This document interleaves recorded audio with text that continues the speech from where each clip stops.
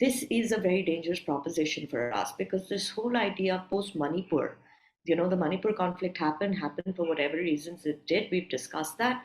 But there was this larger, grander idea of merging the Chin national, the Chin ethnic tribe, which included people in Mizoram, the Kukis in Manipur, and um, the Chins across in Myanmar.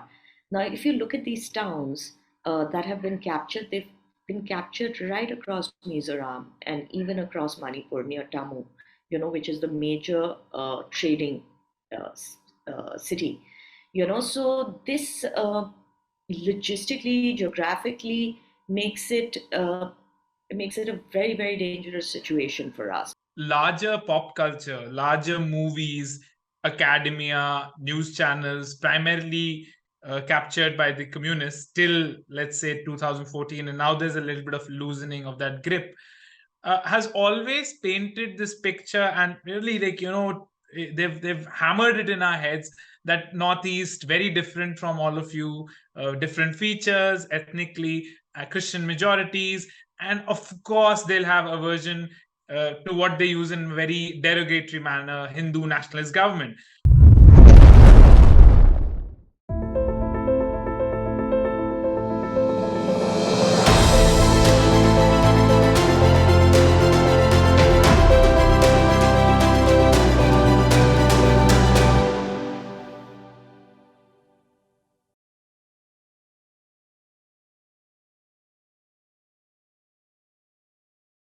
नमस्ते, स्वागत है आपका India this week के नए episode में और मैं हूं आपकी होस्ट आमना बेगम अंसारी खालिद बेग के साथ. Hi, this is Khalid Beg and welcome to yet another episode of India This Week by Amna and Khalid. Today we're yet again joined by our Northeast expert, one and only Rami Desai. Welcome back, Rami. Welcome, Rami. Thank you so much, Amna. Thank you so much, Khalid, for having me on again. It really is a pleasure to be here with the two of you. Thank you. It's a mutual feeling. Rami, last time when we had you here a few months back, you gave us a masterclass in the Manipur, clashes, the history behind it, and a very nuanced scholarly take on it. Since then, a lot of water has flown under the bridge. Sadly, the ethnic tensions just kept on rising, and then a lot of deaths happened, and the situation, is not as desirable as it had been previously before this whole ethnic clashes broke out. But just a few days back, the Home Minister of India, Mr. Amit Shah, tweeted, and I'll quote him, that the peace agreement signed today with UNLF, which is one of the oldest secessionist militant groups from Manipur, they've signed that peace agreement, and this marks the end of a 6-decade-long armed movement. It's a landmark achievement in realizing Prime Minister's vision, and they have given up their arms. You have just visited Manipur, Rami, so two questions. First, how do you look at this development?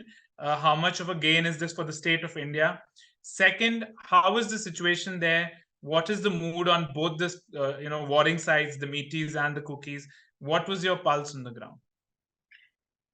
Khalid, Amna, as we discussed this earlier on, any sort of event that takes place in the Northeast is always part of a larger event. It's very difficult to look at it just solely as that event in isolation. But this sort of ceasefire with the UNLF is a very, very welcome move.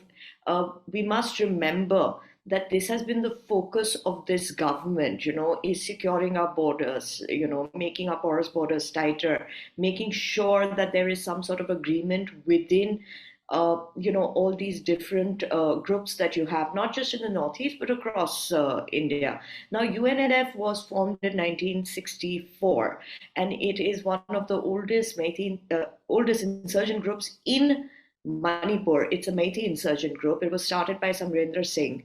And the aim of the organization, like many in the Northeast, was to establish an independent state. This is nothing new because of the kind of policy that the center, right after independence, followed towards the northeastern frontier, which was a policy of isolation and ignoring it in the hope that it will become okay on its own, or that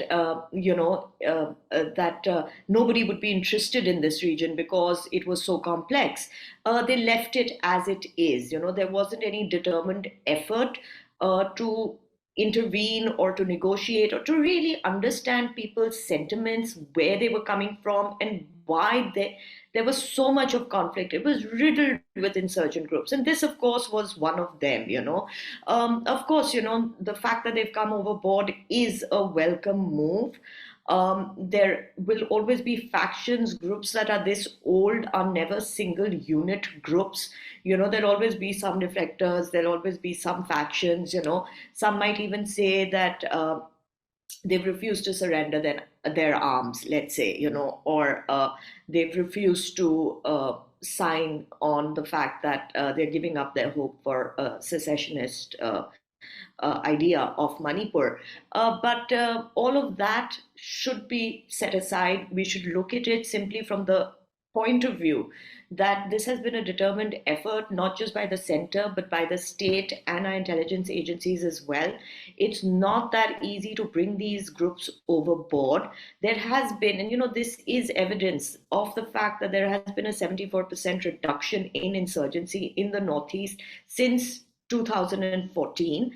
There has been a 90% reduction in casualties amongst the forces, among civilians. And I think this is another step towards that. Some of the biggest historical issues that nobody had bothered navigating through, like historical boundary issues between states, the ceasefire agreement with NSCN, these were all steps that were taken and are continuing to be taken. However, just to add a little bit here, with the ongoing unrest in Myanmar, one of the largest camps of UNLF was just attacked by some of the other rebel groups.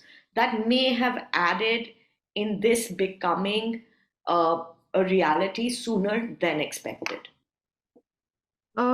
Rami, my question is that you just mentioned about the Myanmar, that conflict is going on there. And you have written some article over this subject as well. So can you explain to our viewers that what is happening in Myanmar and how it affect us in Manipur and Northeast region of India?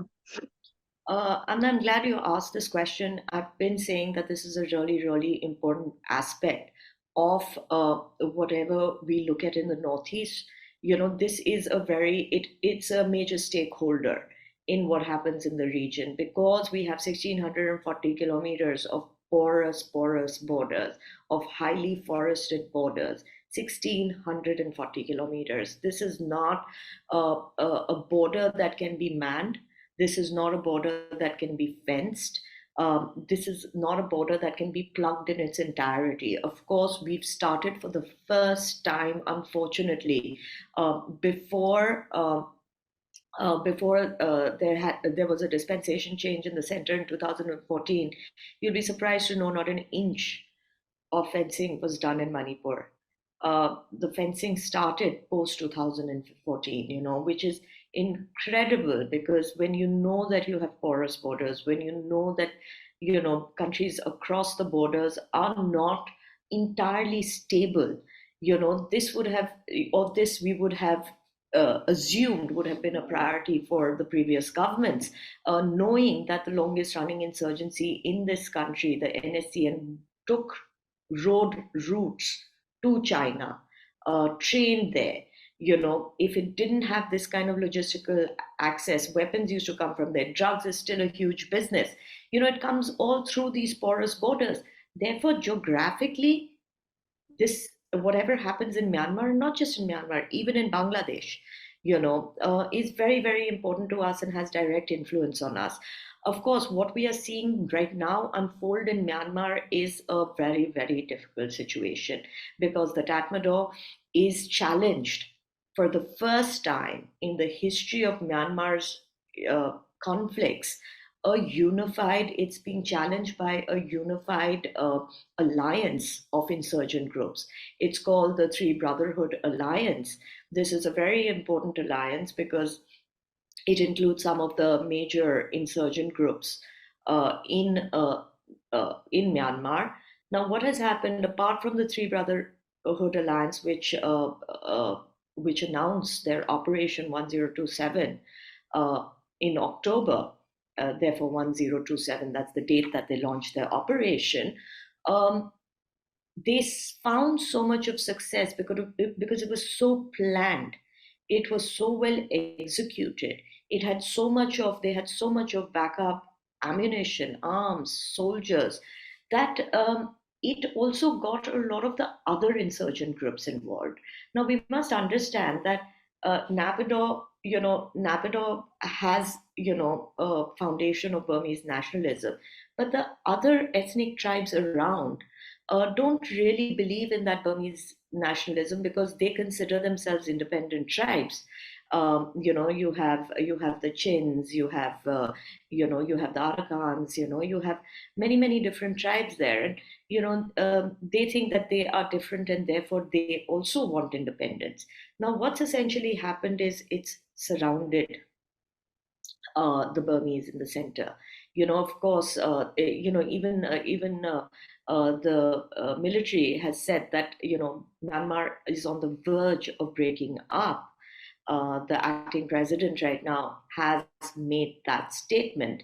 The last article I wrote, which came in Open Magazine, I spoke about, and this was before Operation 1027 was launched. I spoke about how Myanmar now is called the sacrifice zone. And please allow me a couple of minutes to this answer because it's so complex. If I don't give the foundation, it won't make sense. I've spoken about Associated Press had done an investigative study in Myanmar where it realized that Myanmar was, and it's Associated Press that called it sacrifice zone. And it was a very apt title for Myanmar because it seems like Myanmar is one of the only 4 countries which has rare earth materials and mining is allowed. Therefore, there is this huge amount of fight going on, and I'm really simplifying it and telling you. If you read my article, you'll get the nuances of it.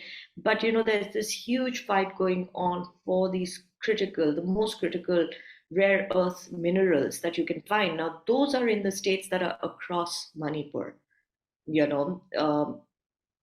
Now, these areas are also controlled by insurgent groups. So who's allowing the mining? How is this mining happening? Now, a lot of U.S. laws, European laws, as expected, would say, "Oh, we're not going to buy any, critical earth materials from conflict zones." Just the way they say that we won't buy gems and so for from conflict zones. But if you read my article, I've given you the exact act which says that even though they say that, it doesn't have any provision from buying it from a second party, and and the So they'll critical have it. They'll have it like this. they'll have it because they need it. See, the kind of stuff that we are talking about is the stuff that lights up your phone, that lights up your laptop. The highest consumptions being in these areas. Now, obviously, what is a country that you go to? A country that you go to is a country that nobody cares for, nobody bothers understanding. America, US has already put sanctions on Myanmar. It's called the Burma 2020 sanctions. The government in exile in Burma, the government of exile from Burma. And by the way, Burma is a provocative name also for the military. The military prefers to call itself Myanmar, but of course the US chooses to be provocative. Therefore, the law is called Burma 2020. The government in exile is 2 blocks away from the White House. So they have an office there, and they've just demanded for $500 million, wherein it's stated that $250 million is for non-lethal use, or $200 million is for non-lethal use. So I really wonder what is the rest of the money for, which possibly the US is going to give very soon. And there is this tacit support, so as to say, they put sanctions on Myanmar, which to me is possibly the silliest thing you can do because no sanction has ever pushed a regime change. All sanctions have done ever is make life for the common man even more difficult.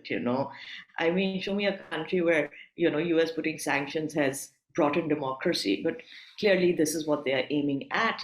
This is what we see happening in Bangladesh. Also, there have been multiple sanctions that have been put on Bangladesh. There are US observers sitting in Bangladesh, saying that we are going to ensure some sort of free and fair elections and, ensure democracy. But however, I don't think a lot of the West understands how these countries work, understand the psychology of people, or understand all these insurgencies, conflicts, and how it really plays out. And I don't think they're thinking about India. I don't think they're thinking about any other country. They're only really thinking about themselves, because if they were thinking about India, they'd realize that that 40% of Myanmar's debt is owed to China. With putting economic sanctions, with sort of interfering with internal functioning of Myanmar, you are rendering the country, you're ensuring that it will remain not stable. It will depend more and more on China, which it has. It has depended more on China. It's depended more on Russia. Of course, India has played a great role wherein it's kept its channels open, with either of the dispensations, because for us it's really important. You see, the trilateral highways, the Act East policy, all goes through Myanmar. And our entire vision for our Act East policy becomes, it's put in a very precarious position if Myanmar is not stable. Number two, which is my upcoming article. So I spoke about the war for the critical minerals and the vested interests and international interests playing out in Myanmar, causing the kind of conflicts that you see. Also, when you have conflicts, you also have the drug trade increase. You also have weapon exchanges increase, and that's what we've seen happening. Of course, we've been very alert, and we've got some of the largest, most substantial. We've made the biggest holes. We've arrested some of the biggest drug dealers. We've captured some of the biggest hauls. But having said that, that doesn't mean that they are not willing to give away the amount of drugs that we are catching. You see how it works? It works on percentage. The more that they're growing, the more they're willing, it's not a dent for them. They'll say, "Acha, pakad liya," no loss to us, because that we've already figured in our profits. So drug trade and all increases proportionately. Now, the second part of it is, now that these other insurgent groups have, sort of become active, whether it's the CNA, Chin National Army, or any of the other groups, what's happened is they've taken some of the crucial military assets and towns, cities, bridges, which is just across Manipur. Now, if you start mapping it, my article will probably come out on Friday, so you'll read more about it in that. If you start mapping it, you realize that this is a very dangerous proposition for us, because this whole idea post Manipur, the Manipur conflict happened for whatever reasons it did. We've discussed that. But there was this larger, grander idea of merging the Chin national, the Chin ethnic tribe, which included people in Mizoram, the Kukis in Manipur, and the Chins across in Myanmar. Now, if you look at these towns that have been captured, they've been captured right across Mizoram and even across Manipur near Tamu, which is the major trading city. So this logistically, geographically makes it a very, very dangerous situation for us, because this idea of Zalinga that we heard come up, and many of us heard it for the very first time, when the Manipur conflict came up. The idea of Zalinga means the land of the free, or land of freedom. It's this idea that we bring all these ethnic, this ethnic umbrella together. Of course, it does not represent what everybody, every Kuki wants, or every Mizo wants, but vested interests, anti-national interests, have propagated this idea. And we've seen this idea happen before also. If we've seen we saw the Naga insurgency. It was the demand for Nagaland, the greater Nagaland, where it was to bring together all the Naga tribes that were scattered, not just in India, but across in Myanmar, because these tribes have trans-ethnic, transnational ethnic relationships. So these are the two factors, I would say. A is how the West and other vested interests are invested in Myanmar, creating a very unstable area. Number two is within Myanmar, the internal conflict that is brewing. All of it put together is an explosive future. If we didn't have constraints of the podcast, I could have asked you to go on for hours and hear this lecture. It's fascinating the way you map it all. It's such a, as students we get to learn so much. Before we proceed ahead with the next question, Rami, which is about your tweet, actually, I want to go a little back. At the start of the show, I had asked you that you were in Manipur last month. So if you could just tell us how the mood is, what are the cookies saying, what are the Métis saying, what did you observe when you went on the ground?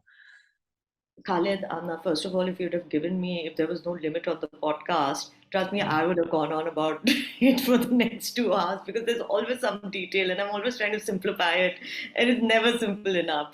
But I was in Manipur. I really, really had the privilege to go to Manipur, and I say privilege truly from the bottom of my heart, because, you know, to go as an outsider when there has been this prolonged emotional process, not just for the cookies, not just for the Metis, but anybody who lives there, the other diaspora that's there, the Tamils, and the Nagas also, of course, you know, you have to be very sensitive. People are highly emotional. Um, and when I went, really, it was 2 months ago, so it wasn't even as we see it today. There was still a high amount of security and threat perception. I also I also had the privilege to be able to go into both areas. So I went into the cookie areas. I was, of course, in Imphal. Then I drove down to the hill areas. And the one thing I'll say is what was common was the suffering. The suffering is common on both ends. I went to the relief camps. I was to be honest, I was very anxious before I went to the relief camps, because you never know what you're going to see. You never know how it's going to hurt you. You don't know what you can do to make things better. It's almost like I don't want to go, just for the voyeuristic pleasure of it. I want to go and see what I can do. And first I went to the cookie relief camps, and there were the kids and there were the women, and obviously they were homeless and they were sheltered in, let's say, local schools or so on and so forth. And then I went to the Methi relief camps, and it was exactly the same. That there were kids, there were women. They'd lost everything that belonged to them, and they were living there. And they'd been living there for the last 4 months. And what was in when I went to the Methi camps, what I saw, a lot of people had decent cars, and you know, I don't know if this was it was a very simple observation that usually we tend to segregate, dehumanize, or uh, distance people who come from abject poverty. Somewhere at the back of our heads, we feel वो तो adjust कर लेंगे, But when we see people, who have belongings just like we do, it makes things very real. And it made things very real because these people could not go back to their homes. And funnily enough, when I went to the Methi relief camps, I had come from where these people had been displaced. And I had seen some of the homes that had been demolished, and there wasn't even the foundation left for them to be able to go and find their homes. Of course, you could see complete hesitancy, terror on both ends, both relief camps. You saw the same amount of pain because, I don't know if we have provisions for any sort of mental health interventions in camps like this. especially for the younger children that are there. There were kids who were like babies, and there were 2, 3, 4, 5-year-old kids. I went with hordes of like sporting material, because I thought if nothing else, if the kids can't resume school, at least they can play sports. So, I took badminton rackets and footballs and table tennis and, whatever I could, carom boards and books and things like that. Otherwise, you really don't know what to do. The feeling on both ends, this is the state of the relief camps and the people that live there. And I'm telling you, the suffering isn't more or less. The suffering is exactly the same. Now, when you come to the sentiment on both sides, of course, the fault lines are huge.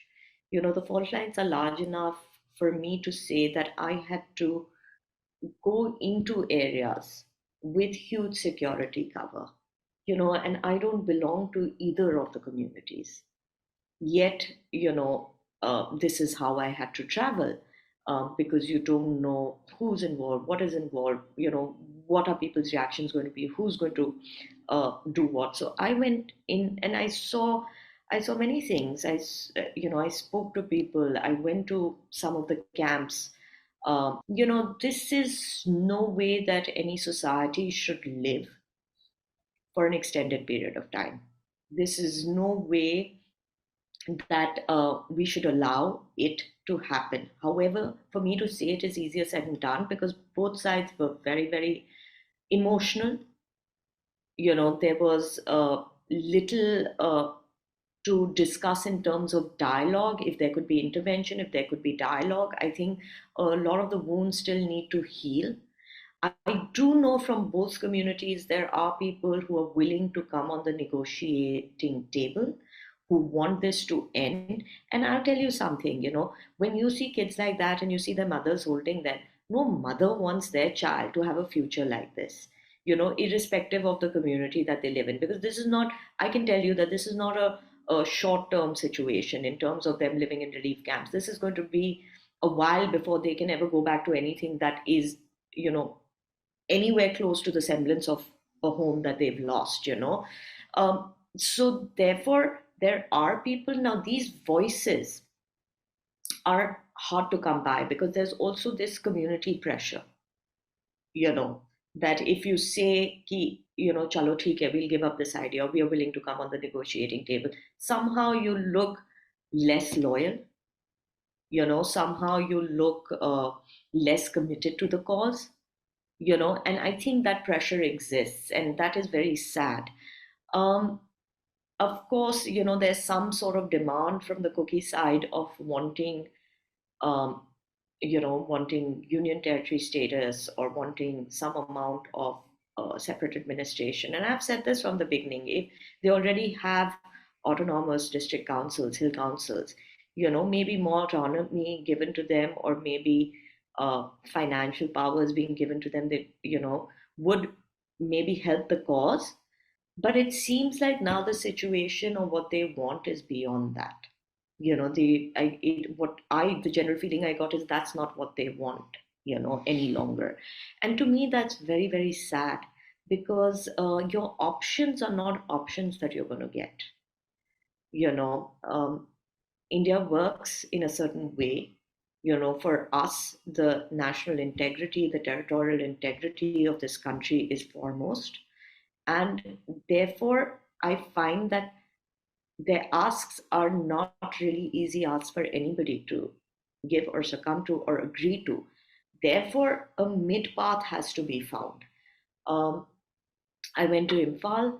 Imphal, the same thing, of course, I had a lecture there where I suggested that maybe one of the things to do in a situation like this is some of the border towns where the Meiteis feel that they've been completely now cleared out of should be created into SEZs. Now the reason for that is that border towns, being multicultural, multi-ethnic, populated, are always stronger towns.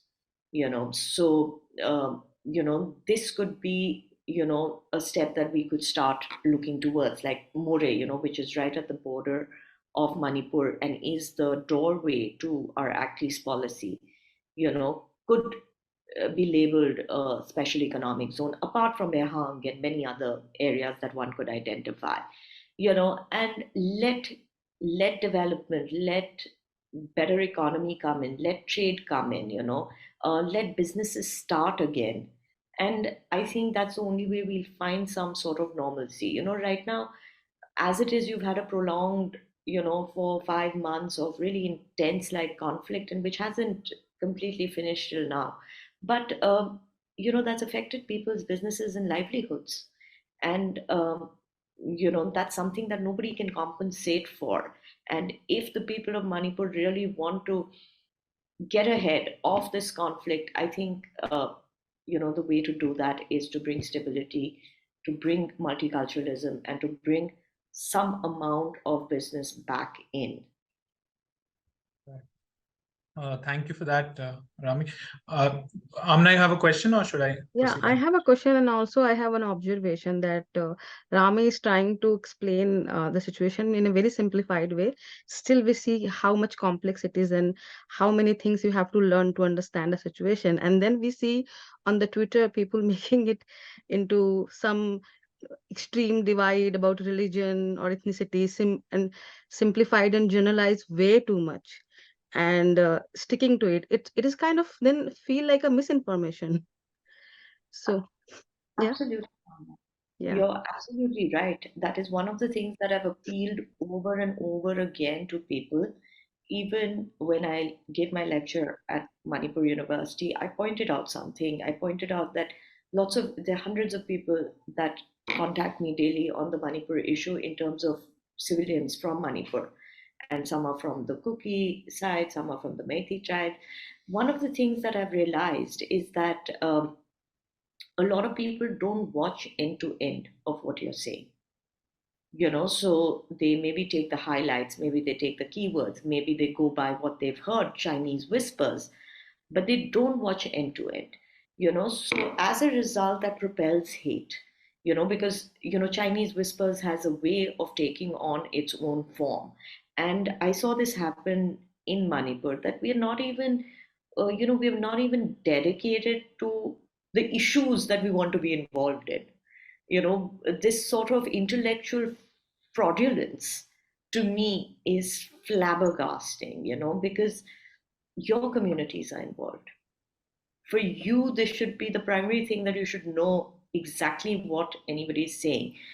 Somebody from one of the, I've got a lot of death threats, I've got a lot of rape threats, so on and so forth. And I've been very clear about what I've said. For me, I have no personal gain in this in any way. I don't belong to either of the communities. I'm an outside observer, I'm a scholar, I'm stating facts. Now, when we saw those horrendous videos of those women being paraded naked, I was very clear in my stance that irrespective of who the these people are, this has to be called out. Communities who, people who are involved in this, the communities must disown them. The communities must come forward and hand them over to the police, because they surely know who they are. And crime against women and using women and children as fodder in a conflict is probably the most cowardly thing to do. And I've said this on national television, I've said this on podcasts, I've written this on tweets. Now, when the two children got killed, who were from the Meitei community, I was very upset, because these are two young children. I mean, they have no stakeholding in this conflict. They probably don't even know what was happening. And they had been kidnapped, and 2 months their parents must have suffered like we've never seen suffering. Now, at that point, I got a lot of this sort of messages saying that, oh, uh, you never spoke up when the women were paraded naked, and you're only talking one-sided, and da da da da da. And that's when it struck me. I said, you know what, you're not even watching what you claim to be invested in. It makes no difference to me what you say, or whether you think I'm a fraud or not. I just need to put up my national television debate out there to prove you wrong. Not that I need to prove anything to anybody, but it tells me so much about you. And how how do you expect normalcy to come in if this is the kind of hate that's going to go around? Same way on the other side, you have people saying, oh, all cookies are illegal immigrants. You can't say that. You can say, yeah, people who are coming in illegally, who are not citizens of this country, are illegal immigrants. But just making random floating statements like this not only hurts communities, but also casts doubt on your own analysis and on your own ability to be able to be fair and just.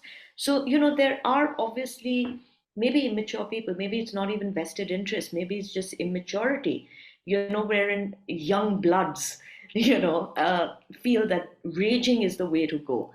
On the contrary, I think it's so much more easier to rage and so much more difficult to be balanced, and that's what we should be aiming at. So Amna, when you say this, that this happens on social media, I think very more often than not, on social media we forget that we never speak like this to a person in if we were physically present, because we are behind this curtain of social media and they can't see who we are. We feel free to say whatever we want, to be as nasty as we want to. And I think that takes away a lot from what a civilized society or community should be.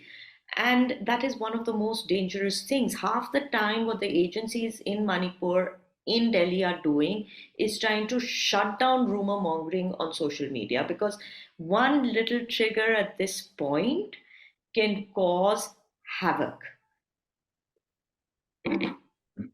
Right. Rami, you spoke about Mizoram today, and I have your tweet. I'm going to read it. You've written, the election results have come out. Mizoram voted for peace today. ZPM, led by Ladhu Homa, set to make government. Zoramthanga played a devilish role in the Manipur conflict, manipulating the ethnic fault lines. Later, refusing to share the stage with the Prime Minister, BJP ended up gaining a seat. Lessons learned: people want peace, they know when they're being manipulated. Illegal immigration, even under the guise of refugees, has been rejected. Clean reputations and the call to counter corruption wins each time. Oh, and Congress has been wiped out once again, even after attempts to connect with the voters by Rahul Gandhi. So the party which has won, Rami, is Zoram People's Movement, right? And that's got 27 seats. So if you could tell us what was playing in Mizoram, which you spoke about the Manipur politics being got in, and you could tell us about the Zoram People's Movement and the whole scenario, how it was all interlinked, and the reason for your tweet. So there are, if you read, there are some more tweets that are I've made post this tweet. But let me explain this. So Mizo National Front, Zoramthanga, the president of MNF, obviously has, as we all know now, has lost the elections, and it's been a double whammy because he's lost his seat as well. Now, during the Manipur conflict, he really played on this entire ethnic brotherhood across state boundaries, across national boundaries. Like I said, the Mizos, the Kukis, and across in Myanmar, the Chins, all have transnational ethnic relations. Now, that doesn't necessarily mean, these are loose relations, it doesn't necessarily mean it's blood relations. Of course, I will be argued because they will say it's blood relations, but not necessarily so. But there are relations between all these groups. And when the Manipur conflict broke out, it was very apparent that Zoramthanga was trying to play on these emotions, wherein there was a point where Meiteis who were living there were being asked to leave. There was a point where, Zoramthanga said many provocative things, which I'd not like to bring out now because, let the past be the past. But it was very clear what he was trying to do. There's also been the largest influx of refugees from Myanmar in Mizoram. And of course, we don't know what's happened in Manipur because there hasn't been any sort of registration of these illegal immigrants that are coming in. But in Mizoram there was, and there are around 60,000 of them there, and there was also uh, almost, I think maybe a year ago, there were protests in Mizoram, asking the Indian government to put pressure on the Tatmadaw, saying that there should be democracy and the Chin should be given their rights, because the military junta was coming down very heavily on all insurgent groups in Myanmar, and the Chins had their insurgent groups as well, not just one, many. So obviously, because of these skirmishes, because of these conflicts, not only have populations moved, impacting Northeast, as we've discussed before, but a large chunk of it, see Saigang, which is right across, they say has had 70% of the impact. And out of that impact on civilians, this conflict in Myanmar has had, a majority of the 70% have moved into India. So obviously there was this population factor. There was the fact that Manipur was seeing a conflict based on ethnic lines.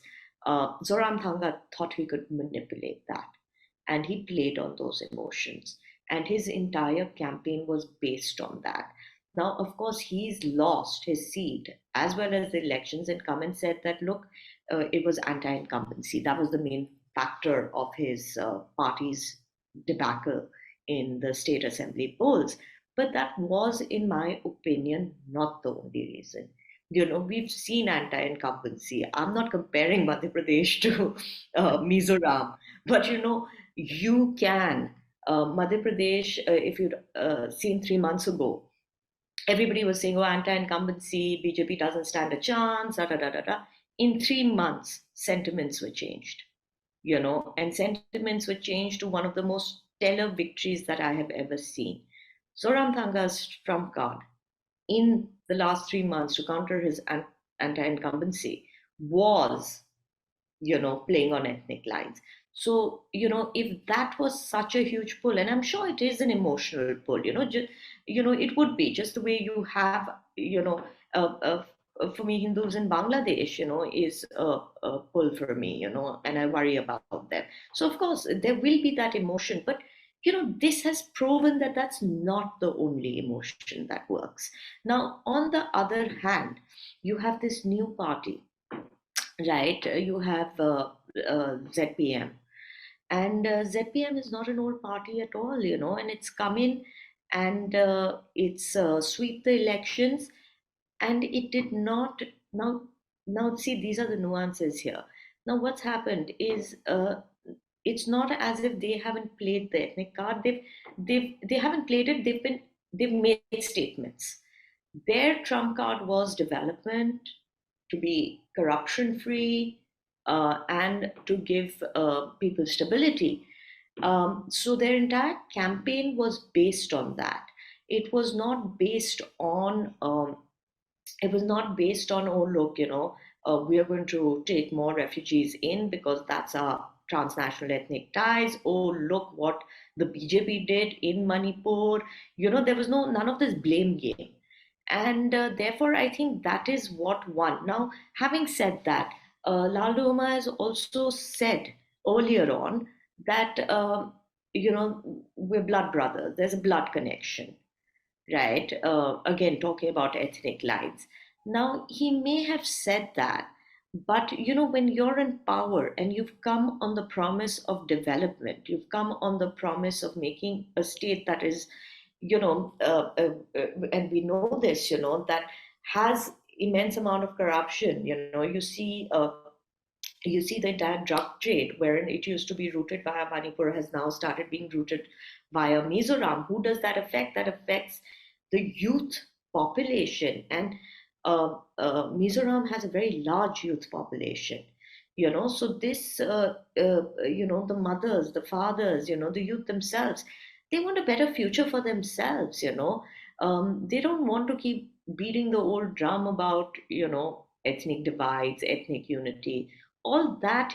That sort of peace will come. What they want to do is they want to have some sort of stability, some sort of economic viability to stay on in their states.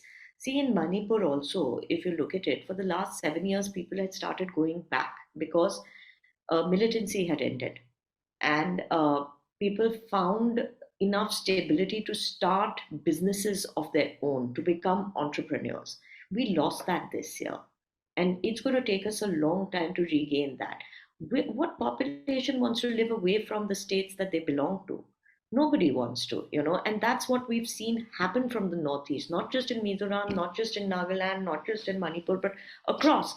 And I think that's what the youth is countering. They want to be proud of their states. They want to see a developed state. They want to see a peaceful state. They don't have the same, the same sort of values that they had seen before, wherein it's okay for them to give their lives out to insurgency, to live the kind of life that they've seen people live in ruin. So I think that's the change that's happened. Now, what Laldu Omar does in the future, we need to see. Whether he will be pressured to play on ethnic lines as opposed to, the development card that has won him this election. Will he be emotionally manipulated? Will he go through the, way of, politics that we've seen in these states? Or will he chart out a new way? In my opinion, he has a great chance now. He's come with a thumping majority. There's no stopping him. He has a great chance now to put in the whole development initiative in place, to show Mizoram what it can do without, these fault lines, and possibly create a different type of politics. But again, like I said, um, I said that Mizorams voted for peace, not because I am 100% sure that Lal Doma will bring peace and will not play the ethnic card, but because that's why people chose him. All right. Amna, next question.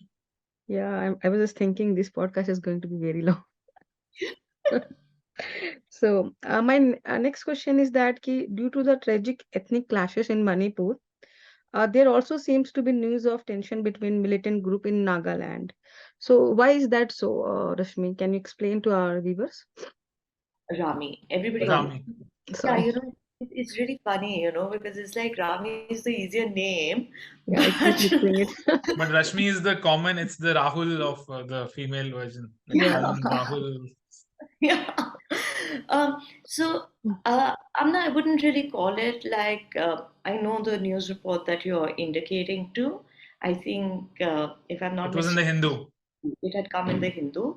Yeah. That's not really insurgent groups having a problem with each other. You see, media has a way of highlighting everything, and making it sound worse than it is, Sensationalizing it. sensationalizing it. Oh my God, now there's a third factor. There are other militant groups fighting with each other. No, it's not like that. Having said that, the Tangkhuls in Manipur, which is the Nagas that live in Manipur, have historically had very close relations with the Meiteis, to the extent that they're even a part of certain rituals that are performed by the Meiteis, and you can't perform those rituals without them being there. So obviously there was a rumor, as there always is, that there was this meeting between the Meiteis and the uncles and so on and so forth, and it was to discuss this interrelationship between these communities, and they reported, it was NNPG that reported, the Naga national political groups, and NNPG is an umbrella group, that reported that that should not be the case, and then the Nagas clarified that there weren't any meetings like this. Now, this is all just very, I think this is very rudimentary, sort of these kind of complications keep happening. But yeah, I think there is no such great conflict brewing amongst the Nagas as much as the Hindu would like to believe there is. That's Hindu being just the Hindu. All right. I'm referring to the paper, the Hindu. I mean, आजकल people get sensitive. The Hindu paper just being the Hindu, right? Mr. N. Ram and his coterie. My question, Rami, is that this thing that larger pop culture, larger movies, academia, news channels, primarily captured by the communists till, let's say, 2014, and now there's a little bit of loosening of that grip, has always painted this picture, and really, like, they've hammered it in our heads that Northeast very different from all of you, different features ethnically, Christian majorities, and of course they'll have aversion to what they use in very derogatory manner, Hindu nationalist government. But Manipur has a BJP majority government. Nagaland has, BJP in coalition, and a few seats here we see in Mizoram as well.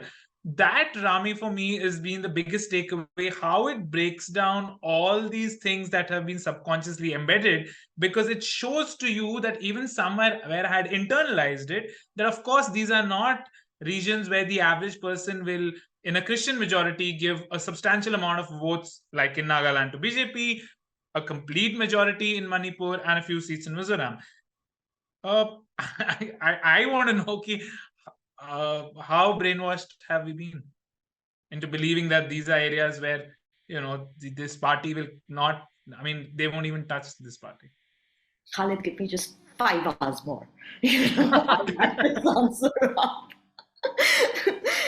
So, this is such a great question, because, these are fundamental questions that we must ask ourselves.